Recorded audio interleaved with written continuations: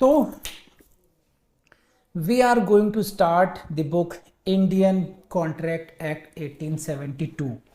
And before I start this book, you should note down few things. Number one, this book is very important for your prelims and mains and interview. तीनों ही stages के लिए book बहुत important है और आपको इसको उसी तरीके से वैल्यू देनी चाहिए. This book is very important. Civil substantive law का बेस है ये. भले ही आपको कॉन्ट्रैक्ट पढ़ना हो, भले ही आपको स्पेसिफिक रिलीफ पढ़ना हो, भले ही सेल ऑफ गुड्स पढ़ना हो, ये अदर सिविल लॉ को समझना हो, उसके लिए जो बेसिक बुक है, जो बेसिक अंडरस्टैंडिंग है, that is of the contract act. तो ये रूट हो गई, फिर ये बेस हो गया. अगर आपको अदर सिविल लॉज को समझना हो तो आपकी बहुत अच्छी अंडरस्टैंडिंग कॉन्ट्रैक्ट की होनी चाहिए. दो बातें होगी. इंपॉर्टेंस फॉर द एग्जाम, तीनों ही स्टेजेस के लिए, प्रीलिम्स के लिए, मेंस के लिए और इंटरव्यू के लिए. क्योंकि यहाँ पर जो हम लोग लॉ पढ़ रहे हैं that is only for the judicial services. हमें यहाँ विधि का विद्वान नहीं बनना है, हमें एग्जाम क्वालिफाई करना है. तो उसके लिए जानना ज़रूरी है कि ये कहाँ कहाँ इंपॉर्टेंट है. तो प्रीलिम्स के लिए भी, मेंस के लिए भी और इंटरव्यू के लिए भी. और एडिशनल क्या इंपॉर्टेंस है इसकी कि जो अदर फ्यू एक्ट्स हैं, जैसे मैंने कि नाम लिया आपको, partnership, sale of goods, specific relief and you can add transfer of property as well, है ना. इन सब की बेसिक अंडरस्टैंडिंग के लिए भी जरूरी है इसकी अच्छी खासी understanding. So you can not avoid this act. आप इस एक्ट को अवॉइड कर ही नहीं सकते हैं. तो ध्यान रखिएगा इस बात का. अब अगली बात पर आते हैं. देखिए इस एक्ट में खास बात क्या है, मैं तीन नाम लूंगा आज: कॉन्ट्रैक्ट एक्ट, आईपीसी और टॉट. जब हम टॉट की बात करते हैं तो we read only and only case laws. हम ओनली केस लॉज पढ़ते हैं.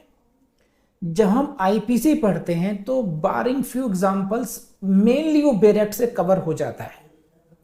लेकिन कॉन्ट्रैक्ट एक्ट ऐसी चीज है जहां पर आपको बेयर एक्ट के साथ साथ जो केस लॉज है वो भी बहुत अच्छे तरीके से आने चाहिए, अदरवाइज गड़बड़ हो सकती है. तो here in this act you will have to read not only the Bail Act but also the case laws. लिखते जा रहे हैं आप लोग, ठीक. नेक्स्ट कम्स कि हमें इसकी तैयारी कैसे करनी चाहिए. तो देखो मैं आपको अपना एग्जाम्पल दे सकता हूं, और मेरे एग्जाम्पल देने का मतलब ये हो सकता है, आप कह सकते हैं कि the one who has qualified this exam, जिसने एग्जाम को क्वालिफाई किया है. तो भैया सेक्शन 2 से लेकर के 30 तक, कहाँ से, सेक्शन 2 से लेके 30 तक तो आप मुझसे ऐसे सुन सकते थे जैसे कि आप 2 से पहाड़ा शुरू करते हो, 2 का टेबल से लेके 20 के टेबल से रुकता नहीं है, लगातार नॉन स्टॉप. तो I expect the same from all of you कि आपको इसका बेयर एक्ट और as it is in exact wording, you can not take risk in contract act. Contract act की जो ब्यूटी है, इतना मजेदार सब्जेक्ट है because of the language use there. वहाँ जो फ्रेजेस हैं तो आपको स्किप नहीं करना है कोई फ्रेज, और ये भूल करके भी कोशिश ना करें सब अपने आप तुर्रम खां बन जाएंगे, आप अपने वर्ड्स में लिखेंगे, ऐसा मत कीजिएगा. आपको एग्जैक्ट लैंग्वेज कहाँ से कहाँ कह रहा हूँ, ओनली अप टू सेक्शन 30 बोल रहा हूँ मैं. सेक्शन 31 ऑनवर्ड्स हम लोग फिर सिलेक्टिव हो जाएंगे कि वहाँ पर हमें कुछ ही सेक्शंस को ऐसा है जहाँ पर और मेहनत करने की ज़रूरत पड़ेगी. 31, 39, 56, फिर 68 से लेकर के 72, फिर 73.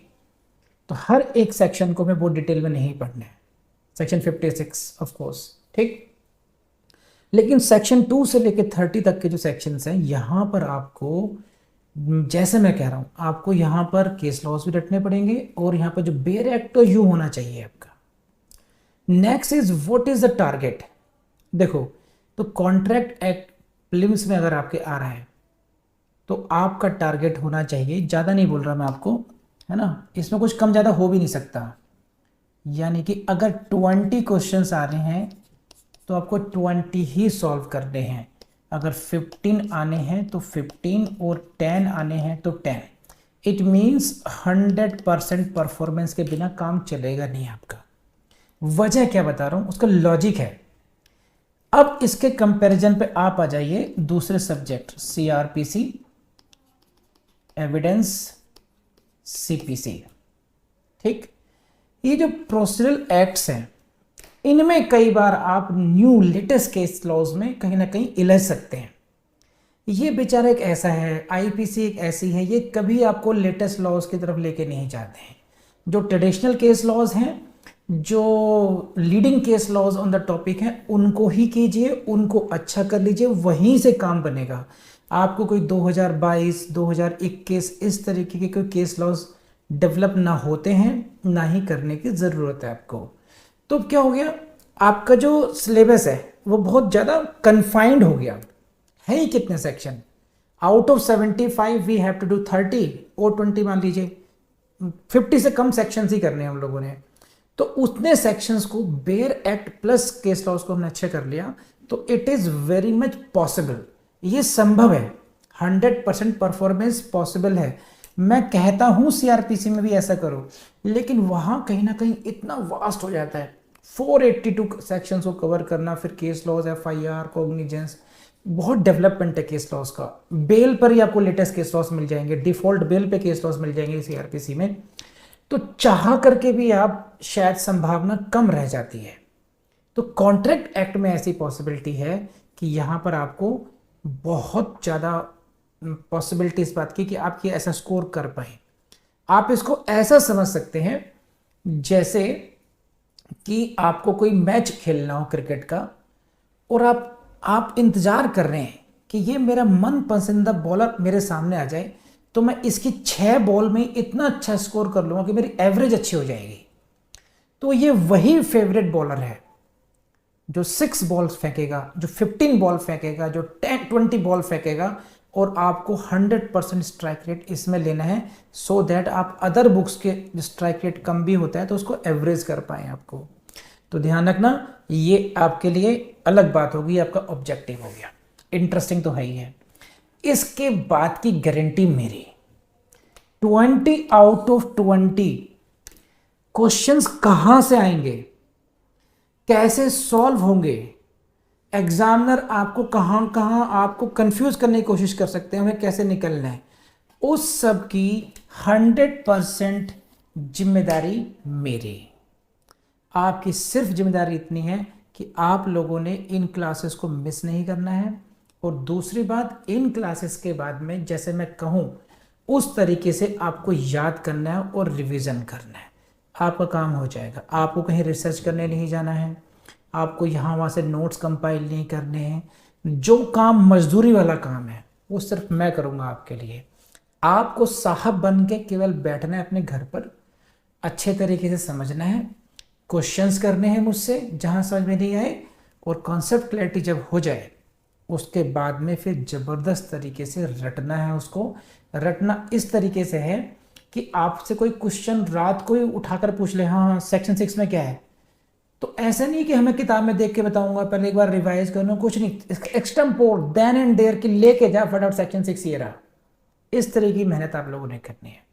तो आई बिलीव कि ये जो ओपनिंग रिमार्क्स थे इससे आप काफ़ी कुछ समझ गए होंगे, एंड कहीं पर कोई क्वेरी तो मुझसे बात कर लीजिए, वरना फिर मैं सब्जेक्ट को शुरू करता हूँ। कम ऑन, चलिए साहब, so let's start.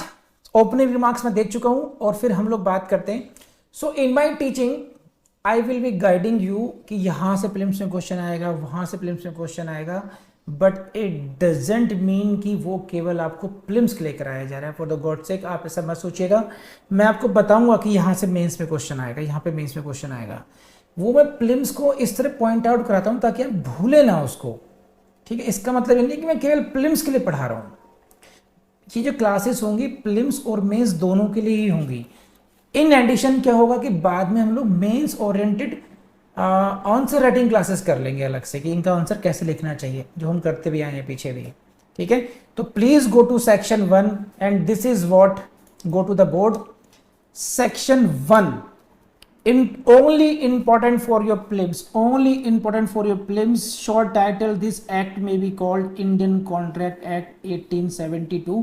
Please write down P for films. यहाँ से क्वेश्चन बनता है तो सिर्फ ईयर से बनता है, ध्यान रखना इस लाइन से। They can give you the options like this 1872, 1873, 1882, 1909, like this they can confuse you. So don't forget this, it is 1872। Exact name होगा पूरा का पूरा ऐसा ही, और ईयर चेंज करते चले जाएंगे वो आपके प्रीलिम्स में। यहां से क्वेश्चन बनता है तो बनता क्या, प्रीलिम्स के लिए बनता है। Extent and commencement, it extends to the whole of India and it shall come into force on the first day of September 1872, 01/09 1872। इस डेट को घोट करके पी जाइए, ये आपको कहीं ना कहीं कभी ना कभी एक नंबर जरूर दिलाएगी। Very important for your prelims. कुछ समझाना नहीं है। दूसरी बात, next, saving. Nothing herein contained shall affect the provisions of any statute, act or regulations not hereby expressly repealed। यहाँ से क्वेश्चन बन सकता है आपका, ये है सेविंग क्लॉज। और ये थोड़ा समझा देता हूँ कि मान देखिए 1872 के एक्ट के आने से पहले, 1872 के कॉन्ट्रैक्ट एक्ट के आने से पहले अगर कोई स्टैच्यूट या कोई भी कानून, कोई भी रेगुलेशन था जिसको एक्सप्रेसली रिपील्ड नहीं किया, यानी कि वो भी एग्जिस्ट कर रहा है और अभी कॉन्ट्रैक्ट एक्ट भी आ गया है, तो क्या उसको कॉन्ट्रैक्ट एक्ट अफेक्ट करेगा या नहीं करेगा? आप मेरी बात समझ रहे हैं? इसको ऐसे समझिए, देखिए आप प्लीज सी द बोर्ड। देखिए, there were certain acts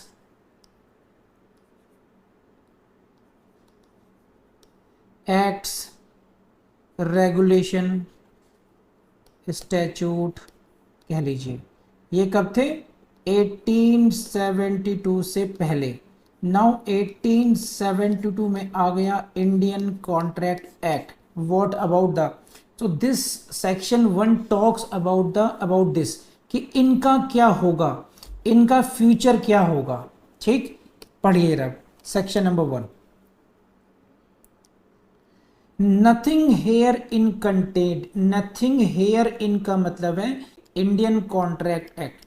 nothing contained in the Indian contract act shall affect the provisions of any statute not here by expressly repealed. अगर किसी रेगुलेशन